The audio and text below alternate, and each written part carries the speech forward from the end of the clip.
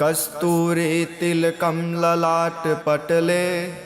वक्षस्थले कौस्तुभं नासाग्रे वरमौक्तिकं करतले वेणुः करे कङ्कणं सर्वाङ्गे हरिचन्दनं सुललितं कण्ठे च मुक्तावली गोपस्त्रीपरिवेष्टितो विजयते गोपालचूडामणिः फुल्लेन्दीवरकान्तिमिन्दुवदनं बर्हावतं सप्रियं श्रीवत्साङ्कमुदारकौस्तुभधरं पीताम्बरं सुन्दरं गोपीनाङ्नयनोत्पलार्चिततनुं गोगोपसङ्घावृतं गोविन्दं कलवेणुवादनपरं दिव्यांगभूषं भजे। स्तोत्रम्। ओं क्लीं देवः कामदेवः कामबीजशिरोमणिः श्रीगोपालो महिपालः सर्ववेदाङ्गपारगः धरणीपाललोको धन्यः पुण्डरीकः सनातनः गोपतिर्भूपतिः शास्ता प्रहर्ता विश्वतोमुखः आदिकर्ता महाकर्ता महाकालः प्रतापवान् जगजीवो जगद्धाता जगद्भर्ता जगद्वसुः मत्स्योभिमः कुहु भर्ता हर्ता वाराहमूर्तिमान् नारायणो हृषीकेशो गोविन्दो गरुडध्वजः गोकुलेन्द्रो महाचन्द्रः सर्वरीप्रियकारकः कमलामुखलोलाक्षः पुण्डरीकस्वभावः दुर्वासः कपिलो भौमः सिन्धुसागरसङ्गमः गोविन्दो गोपतिर्गोत्रः कालिन्दीप्रेमपूरकः गोपस्वामी गोकुलेन्द्रो गोवर्धनवरप्रदः नन्दादिगोकुलत्राता दाता दारिद्र्यभञ्जनः सर्वमङ्गलदाता च सर्वकामप्रदायकः आदिकर्ता महीभर्ता सर्वसागरसिन्धुजः गजगामी गजोद्धारी कामी कामकलानिधिः कलङ्कहरितश्चन्द्रो बिम्बास्यो बिम्बसत्तमः मालाकारः कृपाकारः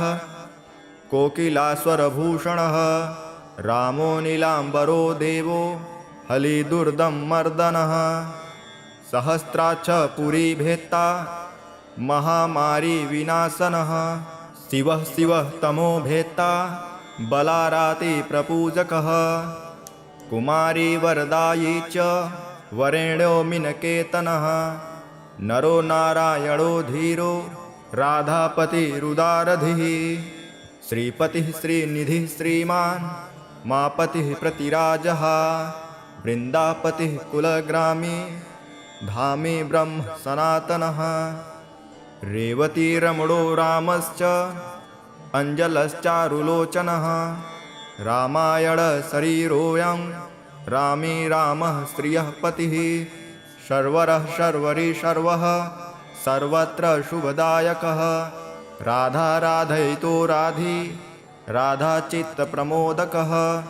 राधारतिसुखोपेतो राधामोहनतत्परः राधावशीकरो राधा हृदयाम्भोजषट्पदः राधालिङ्गनसम्मोहो राधानर्तनकौतुकः राधासज्जातसम्प्रीति राधाकामफलप्रदः वृन्दापतिः कौसनिधिः कोकशोकविनाशकः चन्द्रापतिश्चन्द्रपतिः चण्डकोदण्डभञ्जनः रामो दाशरथी रामो भृगवंशसमुद्भवः आत्मा रामो जितक्रोधो मोहो मोहान्धभञ्जनः वृषभानुर्भवो भावः काश्यपिः करुणानिधिः कोलाहलो हलिहाली हेलिहल्धरप्रियः राधामुखाब्जमार्तण्डो भास्करो रविजो विदुः विधिविर्धाता वरुणो वारुणो वरुणीप्रियः रोहिणी हृदयानन्दी वासुदेवात्मजो बली नीलाम्बरो रोहिणेयो जरासन्धवधो मलः नागो नावाम्भो विरुदो वीरः वरदो वली गोपथो विजयी विद्वान् शिपिविष्टः सनातनः परशुराम वचोग्राही वरग्राही श्रीगालः दमघोषोपदेष्टा च रथग्राही सुदर्शनः वीरपत्नी यशस्त्राता जराव्याधि विघातकः द्वारकावासतत्त्वज्ञो हुतासनवरप्रदः यमुनावेगसंहारी नीलाम्बरधरः प्रभु विभूषरासनो धन्वी गणेशो गणनायकः लक्ष्मणो लक्षणो लक्ष्यो रक्षो वंशविनाशनः वामनो वामनीभूतो वमनो वमनारुहः यशोदानन्दनः कर्ता यमलार्जुनमुक्तिदः उलूखली महामानी दामभद्वाह्वयी समी भक्तानुकारी भगवान् केशवो जलधारकः केशिहा मधुहा मोही वृषासुरविघातकः अघासुरविनाशी च पूतना मोक्षदायकः कुब्जा विनोदि भगवान् कंसमृत्युर्महात्मखी अश्वमेघो वाजपेयो गोमेधो नरमेधवान् कन्दर्पकोटिलावण्य चन्द्रकोटिसुशीतलः रविकोटिप्रतीकाशो वायुकोटिमहाबलः ब्रह्मा ब्रह्माण्डकर्ता च कमलावाक्षितः प्रदः कमलाकमलाक्षश्च कमलामुखलोलुपः कमलाव्रतधारी च कमलाभः पुरन्दरः सौभाग्याधिकचित्तोऽयं महामायी महोत्कटः तारकारिः सुरत्राता मारीचक्षोभकारकः विश्वामित्रप्रियो दान्तो रामो राजीवलोचनः लङ्काधिपकुलध्वंसी विभीषणवरप्रदः सीतानन्दकरो रामो वीरो वारिधिबन्धनः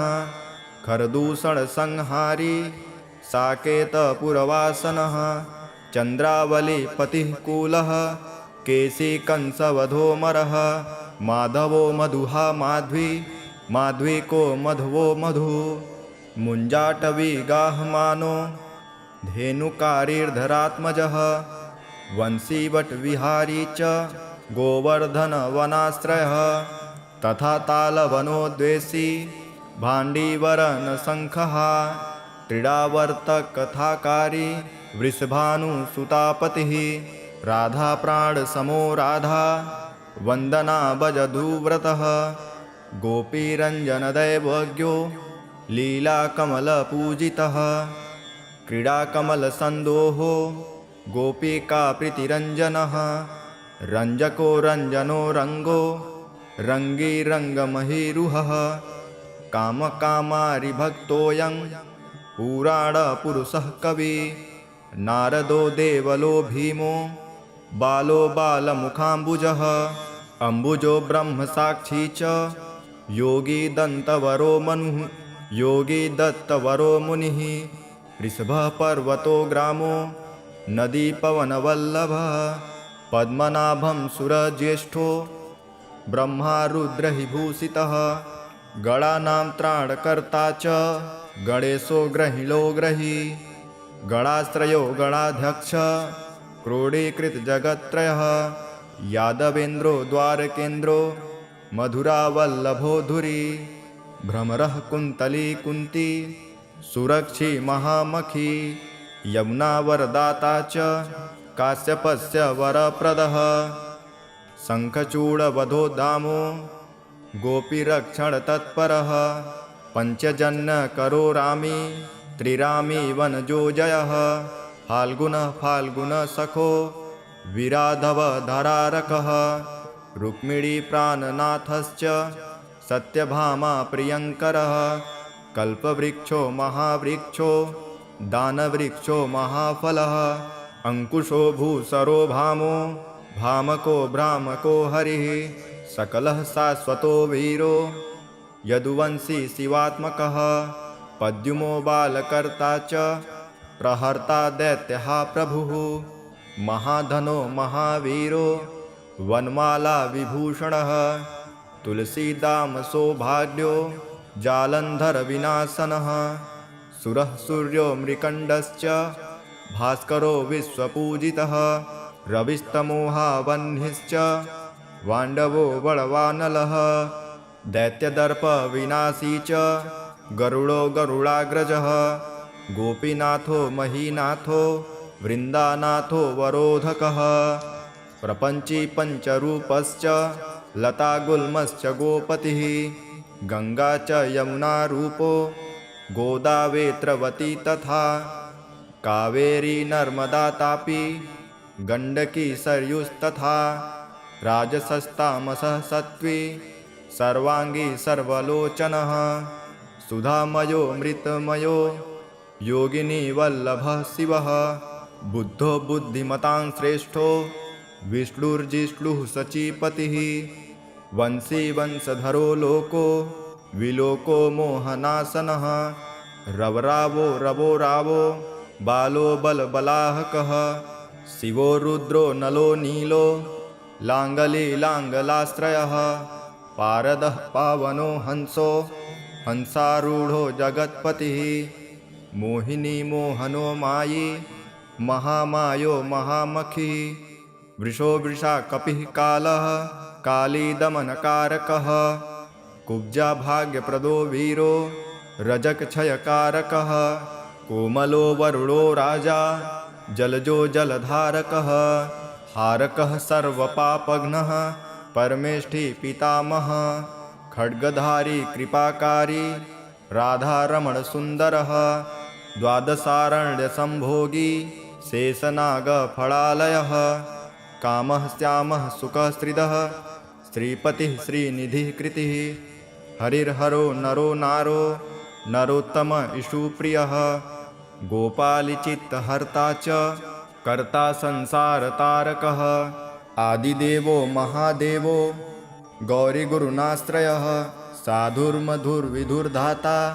भ्राता क्रूरपरायणः रोलम्बी च हयग्रीयो वानरारिर्वनाश्रयः वनं वनी वनाध्यक्षो महावन्द्यो महामुनिः शैमन्तकमणिप्राज्ञो विज्ञो विघ्नविघातकः गोवर्धनो वर्धनीयो वर्धनी वर्धनप्रियः वर्धन्यो वर्धनो वर्धी वार्धिन्यसुमुखप्रियः वर्धितो वृद्धको वृद्धो वृन्दारकजनप्रियः गोपालरमणीभर्ता साम्बकुष्ठविनाशनः रुक्मिणीहरणः प्रेम प्रेमी चन्द्रावलीपतिः श्रीकर्ता विश्वभर्ता च नरो नारायणो बली गणो गणपतिश्चैव दत्तात्रेयो महामुनिः व्यासो नारायणो दिव्यो भव्यो भावुकधारकः सहस्रशं शिवं भद्रं भावुकं भाविकं शुभं शुभात्मकः शुभशास्ता प्रशास्ता मेघनादः ब्रह्मण्यदेवो दीनानामुद्धारक रणक्षमः कृष्णः कमलपत्राक्ष कृष्णः कमललोचनः कृष्णः कामी सदा कृष्णः समस्तप्रियकारकः नन्दो नन्दी महानन्दी मादी मादनकः किली मिली हिली गिली गोली गोलो गोलालयो गुली गुग्गुली मारकी साखी वटः पिप्पलकः स्कृति म्लेच्छः हालहर्ता च यशोदायस एव च अच्युतः केशवो विष्णु हरिः सत्यो जनार्दनः हंसो नारायणो लीलो नीलो भक्तिपरायणः जानकी वल्लभो रामो विरामो विघ्ननाशनः सहस्रांशुर्महाभानु वीरबाहुर्महोदधिः समुद्रोब्धिरकूपारः पारावारः सरित्पतिः गोकुलानन्दकारी च प्रतिज्ञापरिपालकः सदा रामः कृपारामो महारामो धनुर्धरः पर्वतः पर्वताकारो गयो गेयो द्विजप्रियः कम्बलाश्वतरो रामो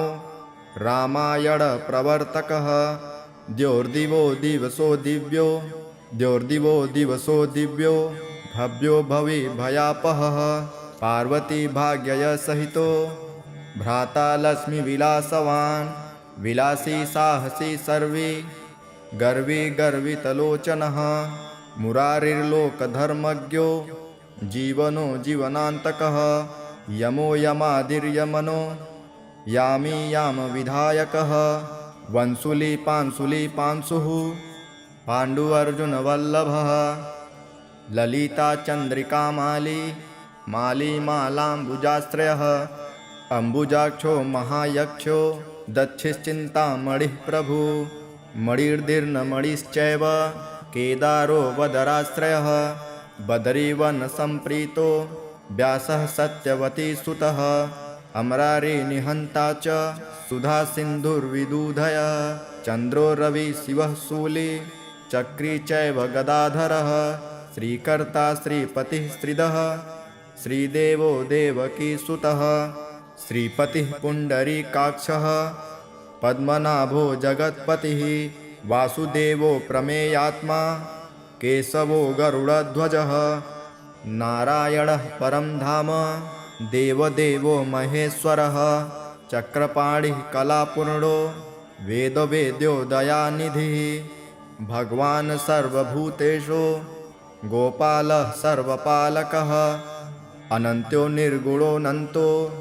निर्विकल्पो निरञ्जनः निराधारो निराकारो निराभासो निराश्रयः पुरुषः प्रणवातीतो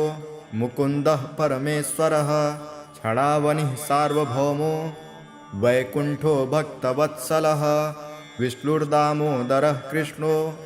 माधवो मथुरापतिः देवकी गर्भसम्भूतो यशोदावत्सलो हरिः शिवः सङ्कर्षणः शम्भु भूतनाथो दिवस्पतिः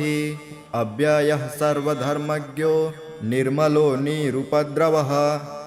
निर्वाणनायको नित्यो नीलजीमुतसन्निभः कलाक्षयश्च सर्वज्ञः कमलारूपतत्परः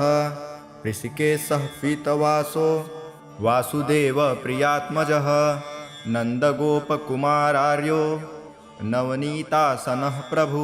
पुराणपुरुषः श्रेष्ठः शङ्खपाणिः सुवक्रमः अनिरुद्धश्च चक्ररथः सारङ्गपाणिश्चतुर्भुजः गदाधरः सुरार्तिघ्नो गोविन्दो नन्दकायुधः वृन्दावनचरः सौरी वेणुवाद्यविशारदः तृणावर्तान्तको भीमो साहसो बहुविक्रमः शकटासुरसंहारी वकासुरविनाशनः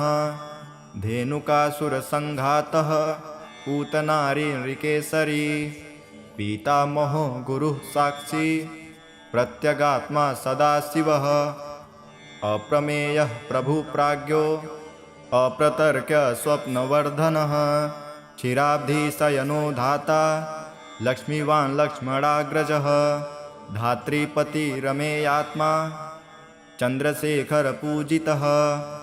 लोकसाक्षी जगच्चक्षुः पुण्यचारित्रकीर्तनः कोटिमन्मथसौन्दर्यो जगन्मोहविनिग्रहः मन्दस्मिततमो गोपो गोपिकापरिवेष्टितः हुल्लारवीन्द्रनयनः चाडुरान्ध्रनिषूदनः इन्दीवरदलश्यामो बहिर्बर्हावतंसकः मुरलीनीनदाह्लादो दिव्यमाल्याम्बराश्रयः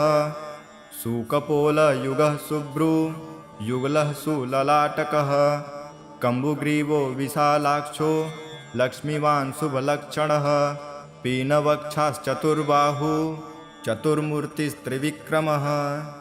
कलङ्करहितः शुद्धः दुष्टशत्रुनिबर्हणः किरीटकुण्डलधरः कटकाङ्गदमण्डितः मुद्रिकाभरणोपेतः कटिसूत्रविराजितः मञ्जीररज्जितपदः सर्वाभरणभूषितः विन्यस्तपादयुगलो दिव्यमङ्गलविग्रहः गोपिकानयनानन्दः पुण्यचन्द्रनिभाननः समस्तजगदानन्दः सुन्दरो लोकनन्दनः यमुनातीरसञ्चारी राधामन्मथवैभवः गोपनारी प्रियोदान्तो गोपीवस्त्रापहारकः शृङ्गारमूर्तिः श्रीधाम तारको मूलकारणं सृष्टिसंरक्षणोपायः क्रूरासुरविभञ्जनः नरकासुरहारी च मुरारिवैरिमर्दनः आदितेयप्रियो दैत्य भीकरश्चेन्द्रशेखरः जरासन्धकुलध्वंसी कंसारातिः सुविक्रमः पुण्यश्लोकः कीर्तनीयो यादवेन्द्रो जगन्नुतः रुक्मिणीरमणः सत्यभामा जाम्बवती प्रियः मित्रविन्दानाग्नजिति लक्ष्मणासमुपासितः सुधाकरकुले जातो अनन्तप्रबलविक्रमः सर्वसौभाग्यसम्पन्नो द्वारकायामुपस्थितः भद्रासूर्यसुतानाथो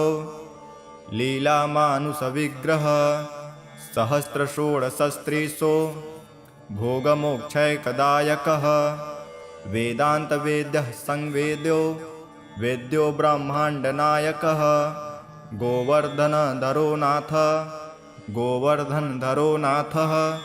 सर्वजीवदयापरः मूर्तिमान् सर्वभूतात्मा आर्तत्राणपरायणः सर्वज्ञः सर्वसुलभः सर्वशास्त्रविशारदः सर्वगुणैश्वर्यसम्पन्नो पूर्णकामो धुरन्धरः महानुभावः कैवल्यदायको लोकनायकः आदिमध्यान्तरहितः शुद्धसात्विकविग्रहः असमानः समस्तात्मा शरणागतवत्सलः उत्पत्तिस्थितिसंहार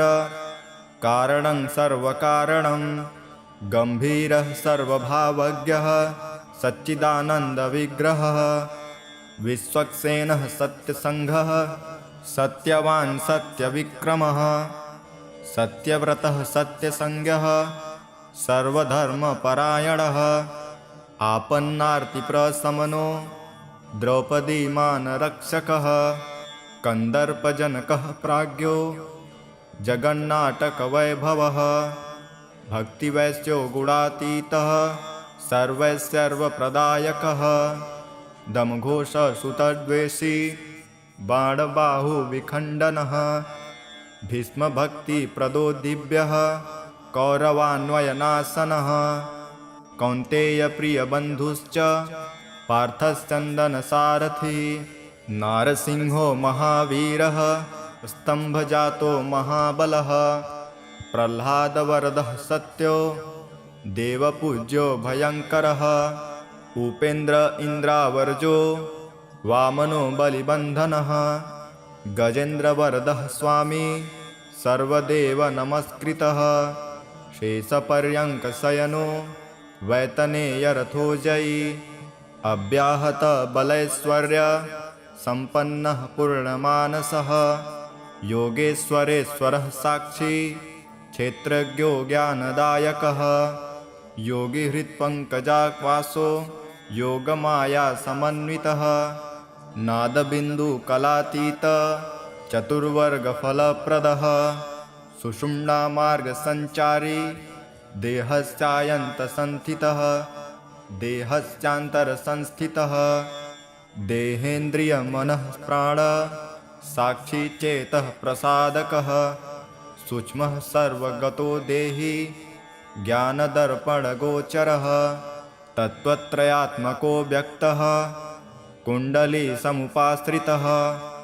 ब्रह्मणः सर्वधर्मज्ञः शान्तो दान्तो गतक्लमः श्रीनिवासः सदानन्दो विश्वमूर्तिर्महाप्रभु सहस्रशीर्षाणपुरुषः सहस्राक्षसहस्रपात् समस्तभुवनाधारः समस्त प्राणरक्षकः समस्त सर्वभावज्ञो गोपिका प्राणवल्लभः नित्योत्सवो नित्यसौख्यो नित्यश्रीर्नित्यमङ्गलः दुहार्चितो जगन्नाथः श्रीवैकुण्ठपुराधिपः पूर्णानन्दघनीभूतो गोपवेशधरो हरिः